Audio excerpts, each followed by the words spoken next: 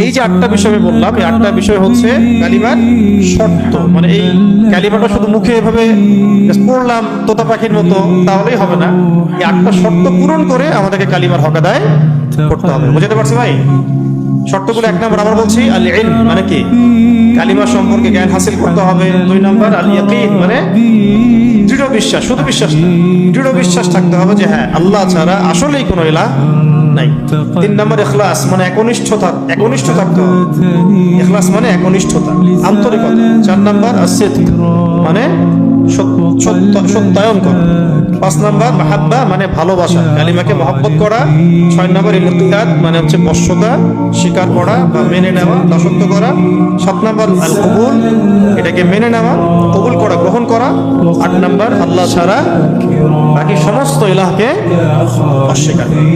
এই হলো আমাদের কালিমার শর্ত। এই যে আটটা বিষয় আমি বললাম, এই আটটা বিষয় হচ্ছে কালিমার শর্ত। মানে এই কালিমাটা শুধু মুখে এভাবে পড়লাম তোতা পাখির মতো তাহলেই হবে না, এই আটটা শর্ত পূরণ করে আমাদেরকে কালিমার হক আদায় করতে হবে। বুঝতে পারছি ভাই?